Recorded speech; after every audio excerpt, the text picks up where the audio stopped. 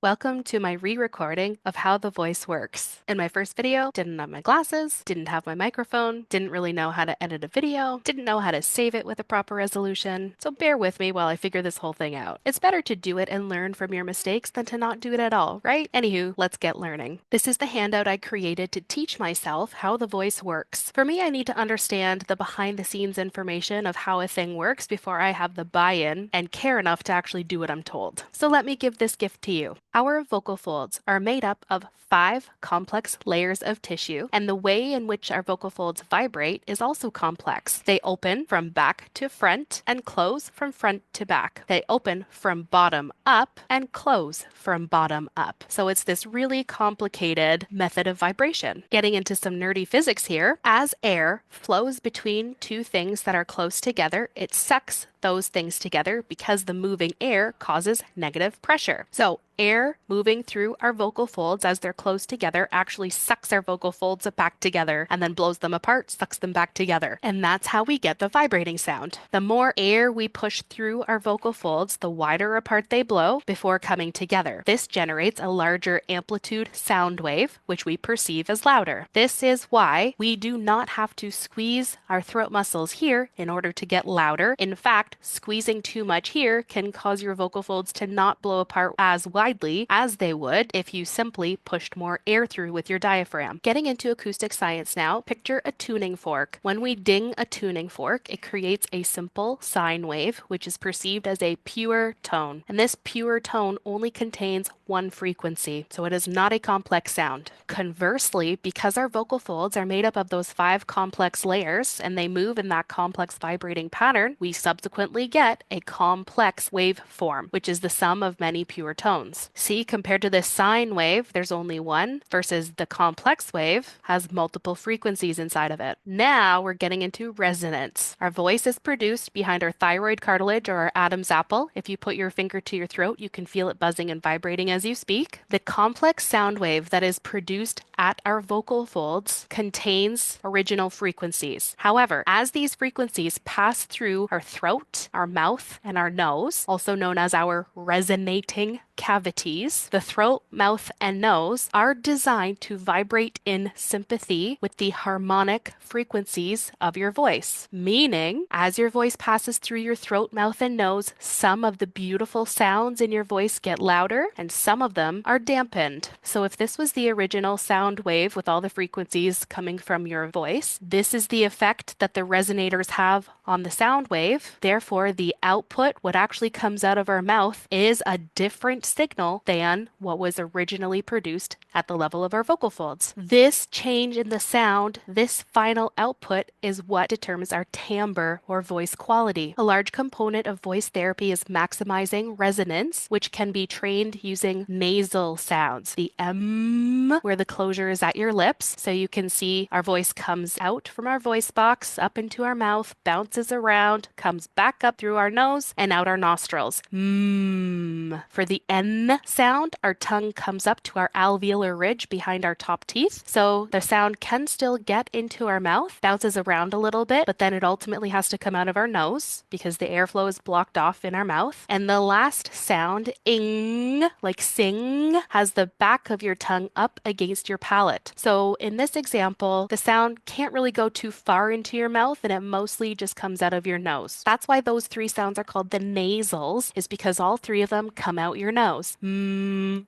mm, mm, mm, mm, mm. We can also feel resonance in our vowels. So take a look at this lowercase I right here in the teal color. This I is actually the sound E. So for the E sound, our tongue is high and front. E. Versus for this magenta ooh, our tongue is high and back. Ooh. Also, you can see the magenta here signifies that our lips are rounded and extended. Ooh. Ew. Ew. In optimal voice production, you want to be maximizing your resonance, which means we have to get our vocal tract nice and relaxed, which is why we do our stretches, massages, and vocal warm-ups, because it is only then that our resonating cavities are relaxed enough to vibrate in sympathy with the harmonic tones in our voice, while at the same time dampening some of those noise frequencies. As you're practicing resonance, you will want to draw your attention to that strong buzzing and vibrating sound. As we start with the nasals, you will mostly feel it on your lips and in your maxilla, which is your top jawbone. And also inside your nose, it's not just an empty space up there. There are actually things called turbinates, which are like fleshy lumps of pillow in your nose. So you'll be able to feel those buzzing and vibrating as well. In conclusion, pulling it all together, comprehensive voice therapy for muscle tension disorders includes learning muscle relaxation techniques and proper abdominal diaphragmatic breath support to create anterior or front resonance to produce a loud, clear, quality voice for the least amount of effort. And here are all the sources I used when making this handout. Thanks for watching, and let's go make our voice work for us.